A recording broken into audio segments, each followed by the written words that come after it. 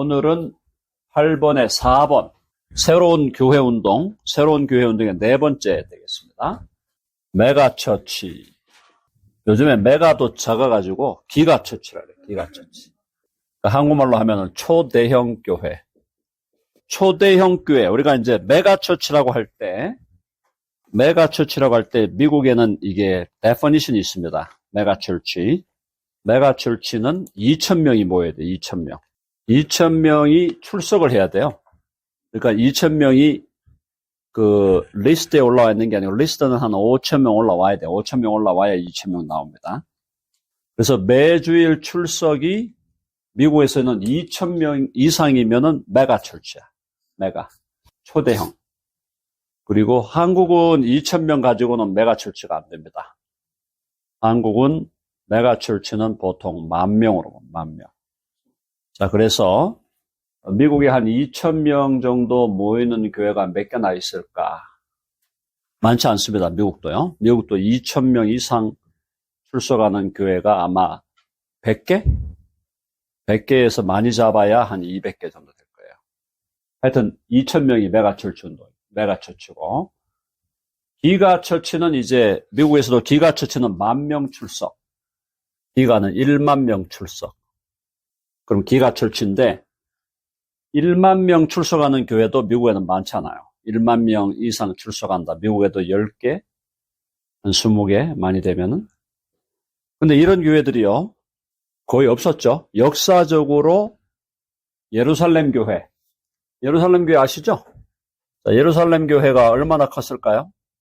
예루살렘 교회가 하루에 몇 명? 하루에 3,000명이 회심을 합니다. 그러면은 교회가 메가처치가 되고 기가처치가 되는 것이 반성경적이다라는 생각은 잘못된 거죠. 맞죠? 교회가 초대형으로 간다는 것이 그 자체가 잘못이라고 하는 것은 그런 생각은 버려야 된다. 그러니까 무슨 얘기냐? 교회는 무조건 작아야 된다. 무조건 소형 아니면 중형 정도로 가야지 몇천 명이 되고 하면은 교회는 문제가 생긴다. 뭐 이런 식으로 얘기하기 시작하면은 대화가 안 되는 겁니다. 예루살렘 교회가 3,000명이 하루 만에 회심을 했고 이걸로 끝나지 않았을 거라고 저는 봐요. 그래서 지금 학자들은 예루살렘 교회가 10,000명은 되었을 거다. 10,000명. 10,000명 출석은 했을 것이다. 10,000명 정도의 공동체가 되었을 것이다. 자, 그런데 초대교회가 이제 이런 교회들이 있었긴 했는데 근데 이제 이런 식으로 지속된 건 아니에요. 그렇죠? 교회가 결국은 전반적으로는 교회가 뭐 그냥 우리가 볼 때 한 중형 그러면 몇백 명 수준이죠. 몇백 명 수준의 교회로 이제 거의 대부분이 되어 왔고, 자, 그러다가 이제 한 번에 모이는 교회가, 그러니까 하나의 로컬 처치가 초대형으로 가기 시작한 게 이제 역사를 물론 쭉 한번 봐야 되겠지만, 일단은 우리가 가장 가시화시킬 수 있는 교회가 19세기, 아마 18세기 웨슬레 때도 있었을 텐데, 19세기 영국의 스퍼전 목사님. 스퍼전 아세요? 찰스 스퍼전 목사님이 영국에서 런던의 태버네컬 바프티스트 처치인데 런던에서 19세기에 이 스퍼전 목사님이 그때 이 스퍼전 목사님 쉽게 말하면 설교의 황제라고 불린 사람. 설교의 황제. 지금도 이분이 남겨놓은 설교 자료가요. 엄청나. 한 100권이 남아있어요. 두께가 이런 두께로 100권이 남겨져요. 이 스퍼전 목사님이 런던에서 정말 부흥을 일으켰는데 이분이 목회하던 교회에 5,000명이 출석을 했어요. 19세기 말에 5,000명이면 지금으로 보면 얼마나 되는 거야? 지금으로 보면 5만 명 이상으로 봐야 돼요. 그때보다 인구가 뭐 10배는 더 늘었죠. 그러니까 지금으로 보면 지금 5만 명이면 미국에서는 제일 큰 교회예요. 숫자로 보면. 미국에서 제일 큰 교회가 우리가 별로 인정하지 않는 교회. 조엘 오스틴이라고 들어보셨어요? 조엘 오스틴이라고. 미국, 이 사람은 지금 현재 살아있는 사람이에요. 이 사람이 쓴 책이 뭐냐면은 긍정의 힘. 긍정의 힘 들어보셨어요? 긍정의 힘. 미국에서야 막 수백만 부 팔렸으니까.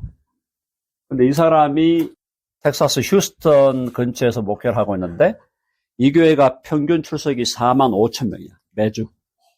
매주 4만 5천 명인데 현재 미국에서 제일 큰 교회입니다. 하여튼 숫자로는. 근데 건강으로 볼 때는 뭐 바닥이야. 제가 볼 때는 바닥인데 어쨌든 여기가 지금 4만 5천 명이 모이니까 지금 영국의 스펄전 여기서 지금 목사님이 이때 런던에서 5천 명이 모였다는 건 이거는 뭐 엄청난 겁니다. 자, 그러다가 이제 이게 미국으로 넘어오면 20세기 미국으로 넘어오면서 이제 미국의 그야말로 초대형 기가처치들이 생겼는데 여기가 대표적인 사람이 여러분이 들어봤을 거예요. 릭 워렌 들어보셨어요? 릭 워렌 목사님은 목적이 이끄는 삶. 세들백이죠? 세들백 철치, 캘리포니아 세들백 철치. 그다음에 목적이 이끄는 삶이라 그래갖고 그 책이 지금 여기서 5천만 부가 팔렸습니다. 5천만 부라는 건 상상이 안 되는 거예요. 인쇄를 한 권에 3불은 받았을 테니까 1억 5천만 불. 그러면 오늘날 돈으로 하면 얼마 되는 거예요? 2천억? 책 한 권 써갖고 2천억 원을 버는 거예요. 상상이 안 되는 거지. 자, 근데 어쨌든 리고렌 목사님이 세들백 철치에 여기가 한 3만 모여요. 3만 명. 두 번째가 유명했던 교회가 시카고의 윌로우 크릭의 목사님 이름이 빌 하이블스 목사님이 윌로우 크릭 철치. 거기도 한 3만 명이 모였는데 지금은 많이 줄었어요. 전성기 때 3만 명. 지금은 이 교회가 많이 죽었어요. 왜냐하면 빌 하이블스 목사님이 나중에 은퇴하면서 내가 목회를 잘못했다 이러고 나갔어요. 솔직하니까 그래도 이 사람이 솔직한 사람이 내가 교회를 초대형으로 키운 게 잘못됐다. 그렇게 얘기를 하고. 미국은 또 그런 멋있는 사람도 있어요. 빌 하이블스가 한 3만 명. 자, 그 다음에 이제 세 번째로 좀 큰 교회가 아틀란타에 있었던 앤디 스탠리, 찰스 스탠리의 아들. 찰스 스탠리는 이제 성경을 잘 가르치는 교사였고, 앤디 스탠리가 그 찰스 스탠리의 아들인데, 이 앤디 스탠리가 노스 포인트 커뮤니티 철치인데, 여기도 한 3만 명 정도 모이는. 근데 이런 교회들의 특징이, 초대형 교회들의 특징이 뭡니까? 메인 캠퍼스가 있고, 또 뭐가 있어? 새들라이트 캠퍼스, 위성 캠퍼스가 있는 거야. 위성 캠퍼스. 그러니까 보통 캠퍼스가 메인 캠퍼스 외에 위성 캠퍼스가 한 5개가 있어요. 그래가지고 5개 다 합쳐가지고 한 3만 명 되는 거예요. 우리 한국은 예배를 한 5번 드리잖아, 주일날. 근데 미국 사람 그렇게 안 합니다. 아무리 큰 교회라도 3번 하면은 많이 할 거야. 아니면 2번. 그러니까 2번, 3번 만에 몇만 명이 모으려면 건물이 얼마나 커야 되겠어요. 건물이 큰 데다가 또 새틀라이트로 캠퍼스를 많이 만들어 놔야 돼. 그러니까 이제 멀티플 캠퍼스가 있는 거예요. 자, 네 번째. 초대형 교회의 기적을 이룬 나라가 대한민국입니다. 대한민국, 짜잔짠짠짠. 기억나시죠? 우리 한국 사람들이 갖고 있는 컴플렉스. 우리는 작은 거에 대한 컴플렉스가 있어요. 키가 작다, 컴플렉스. 집이 작다, 컴플렉스. 예배당도 작아요, 컴플렉스. 한국 사람들의 컴플렉스가 작은 거에 컴플렉스가 있어. 그러니까 무조건 크고 봐야 돼. 자, 그래서 교회를 하는데도 한국은 큰 교회를 해야 돼, 큰 교회. 자, 한국에서 지금 많이 바뀌었는데, 한국에서 그래도 한때 세계 최대 단일 교회가 나왔죠? 어디? 여의도 순복음교회가 현재까지도 자기들은 재적을 75만 명 그럽니다. 출석부에 이름 올라온 사람이 75만 명. 현재 실제로 출석이 내가 볼 때 10만 안 될 것 같은데, 하여튼 출석은 자기들이 얘기할 때는 12.5만으로 얘기합니다. 12.5만이 매주 출석한다. 그 다음에 두 번째로 큰 교회가 조영기 목사님의 동생교회야. 모르셨죠? 이런 거는 저같이 전문적으로 공부를 안 하면 몰라요. 여의도 순복음교회가, 여기가 조영기 목사님이잖아. 지금 이제 이영훈이고, 그 다음 두 번째로 큰 교회가 은혜와 진리의 교회야. 은혜와 진리의 교회. 이건 못 들어보셨죠? 은혜와 진리의 교회인데, 요것도 한 10만 명 모여. 근데 요게 동생이에요. 친동생이야. 조용목이야. 이분은 별로 안 알아져 있어. 조영기 목사는 워낙 글로벌리 돌아다니셨으니까. 근데 조용목 목사님은 그냥 집안에만 있는 분이에요. 한국에만. 친동생입니다. 서울에. 근데 이분이 워낙 안 알려져 있으니까 제가 이런 얘기하면 전부 다 놀래요. 근데 이게 사실이야. 사실. 근데 이제 이게 왜 이렇게 됐냐면은 한국 교회는 형제 간에 불화가 많잖아요. 두 사람이 제일 큰 교회를 했는데 교단이 달라. 여기가 기독교 대한하나님의 성회, 기성, 기하성이야. 여기는 예수교 대한하나님의 성, 예하성이야. 두 사람이 갈라졌어요. 교단이. 둘 다 순복음인데 교단이 갈라졌어요. 그래서 조영희 목사님 쪽이 이제 여의도고 은혜와 진리 10만 명. 이게 두 번째로 큰 경우. 그 다음에 이제 뭐 한국에 몇만 명들이 많잖아요. 세 번째가 아마 제가 아는 순서인데 저도 틀릴 수 있습니다. 여기서는요. 감리교회 금란교회 들어보셨어요? 금란교회? 금란교회가 꽤 큰 교회로 남아있고, 그 다음 또 감리교회, 광림교회, 그 다음에 장로교회 사랑의 교회가 한 5등쯤 할 거예요. 그 다음 명성교회, 그 다음에 소망교회, 여기에 지구촌도 들어가야 되겠네. 침례교, 온누리도 들어가고 등등등 이렇게 될 겁니다. 밑으로 내려오면 수용론이 해갖고 하여튼 이런 데가 이제 다 출석이 금란, 광림, 사랑 이런 데가 보통 요즘에 한 2만에서 3만 사이. 명성이 좀 내려가갖고 15,000, 소망이 한 10,000명 될 거고 10,000명 정도 이상 모이는 교회가 한국에 10개에서 15개 됩니다. 그러니까 기가출치가 한국의 숫자하고 미국 숫자가 비슷한 거야. 10,000명 이상 모이는 교회로 따지면은 한국에 있는 숫자나 미국에 있는 숫자가 비슷해요. 오늘 이 얘기를 왜 하느냐. 이게 오늘날의 추세예요. 추세. 그러니까 교회들이 기가출치로 가면서 한 예배당에다 다 수용을 못하니까 멀티플 캠퍼스를 만들어가지고 이렇게 교회를 해나간다. 기가처치, 메가처치. 지금 영국에서 시작되고 미국으로 넘어와서 한국으로 왔잖아요. 이 어디로 갈까요? 아프리카, 남미, 동남아, 아프리카의 나이지리아 같은데 10만 명 모이는 교회가 있어요. 나이지리아. 그 다음에 브라질 뭐 이런데, 남미, 거기도 10만 명 이런 교회들이 있고, 동남아 중에도 특별히 인도네시아 지금 기독교 대부흥이거든요. 인도네시아는 이슬람 국가예요. 국교가 이슬람이라고. 근데 거기에 지금 기독교가 엄청나게 늘어나고 있어요. 여기 뭐 인도네시아 통계 많이 보는 사람은 인도네시아인의 30%가 기독교다 이런 얘기까지 해요. 정확한 통계는 모르겠지만. 하여튼 근데 인도네시아를 저도 한 2번 갔다 왔는데, 근데 인도네시아는 기독교가 잘 될 수밖에 없는 게 인도네시아 안에 중국계들이 많아요. 중국계 화교들이 많아. 근데 화교들이 신앙이 좋아요. 그 사람들이 인도네시아 상권 다 잡고 있는 거야. 그러니까 이 사람들을 중심으로 이렇게 상권이 막 형성되면서 경제가 발전하죠. 근데 이 사람들의 상당수가 크리스천들이에요. 아프리카의 나이지리아는 북쪽은 이슬람, 남쪽은 기독교, 대결구도. 그렇죠? 아프리카 마찬가지고, 또 남미 마찬가지고. 그래서 거기에 지금 초대형 교회들이 엄청나게 자라고 있는데, 이제 약점은, 남미나 여기 아프리카나 동남아시아의 약점은 리더십들이 훈련이 안 돼 있어요. 목회자들도 훈련이 잘 안 돼 있고, 이러다 보니까 이 사람들이 막 좀 왔다 갔다 해요.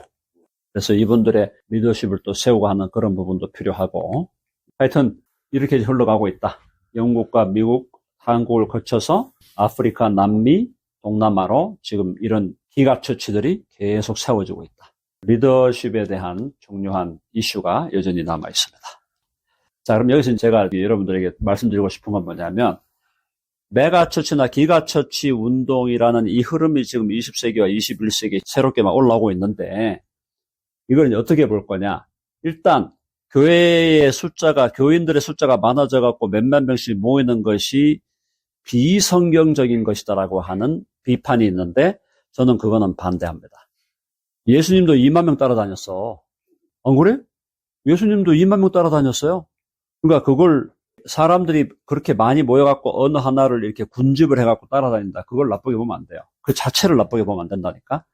자, 근데 문제는 이런 교회가 특단의 조치가 없으면은 건강하게 굴러갈까요? 아니면은 산으로 올라갈까요? 산으로 올라가는 거예요. 그리고 여기를 시작됐던 리더들이, 이런 교회를 시작했던 리더들이 이게 잘못 삐끗하면은요, 엄청난 거예요. 지금 이게 몇만 명이 따라가지 그 옆에 가족들까지 합치면 몇십만 명이야. 이게 한 교회가. 그 리더십이 잘못되면은 심각한 문제를 가지게 되죠.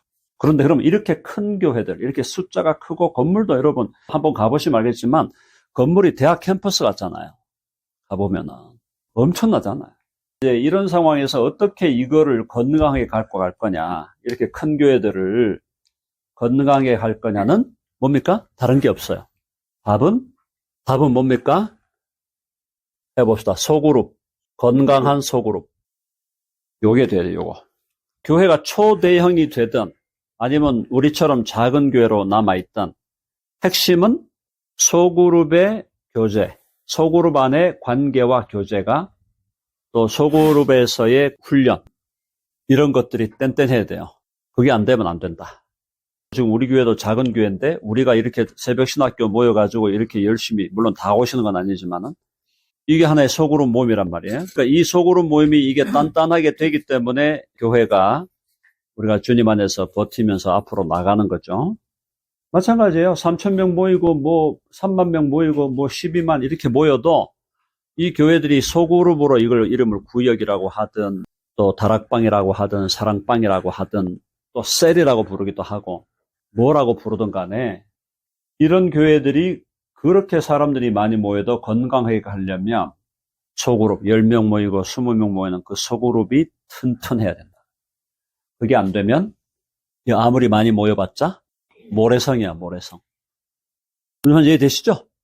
그래서 오늘 제가 결론은 뭐냐면은 사람이 몇십만이 모이든 단 10명이 모이든 교회의 핵심, 교회가 건강하게 굴러가는 핵심은 소그룹, 작은 그룹들이 끈끈한 유기적인 공동체를 이루어야 된다. 말씀의 공동체, 사랑의 공동체, 관계의 공동체, 또 서로를 신뢰하고 서로를 격려하고 서로를 위해 기도하고 서로를 위해서 희생하고 하는 그런 정말 견고한 소그룹의 공동체가 튼튼하게 서갈 때 이게 버티고 간다는 거예요. 이해되시죠? 그러면 이제 앞으로 향후 어떻게 될까? 향후 이런 초대형 교회들이 앞으로 어떻게 될 것인가? 지금 테크놀로지, 여러분 뭐 AI도 있고 뭐 온갖 지금 과학기술이 발전하기 때문에 교회들이 대형 교회화 되는 것은 어느 정도 지속될 거로 봅니다. 지속될 걸로 보는데 주님 오실 날이 가까워오고 있죠? 주님 오실 날이 가까워오면서 교회에 대한 핍박이 계속해서 거세어지면은 그럼 어떻게 될까요? 초대형으로 모이기 어려워져요. 초대형으로 모이기 어려워지고 결국은 교회는 작은 규모의 가정교회 아니면은 유기적 교회, 그죠? 선교적 교회, 이런 교회들로 우리가 계속 변모해 가면서 작지만 강한 교회로 갈 것이다. 저는 그렇게 보고 있습니다. 작지만 강한 교회를 지향하는 교회들이 버틸 것이다. 그래서 결론은 우리 덴버 드림교회가 버틸 것이다. 자, 한번 해봅시다. 덴버 드림교회가 버틸 것이다. 아멘 하시죠? 너무 자화자찬이 돼버렸네. 자, 그래서 이게 현재 새로운 흐름이에요. 새로운 흐름. 자, 질문 있으세요? 강의는 여기까지 하겠습니다.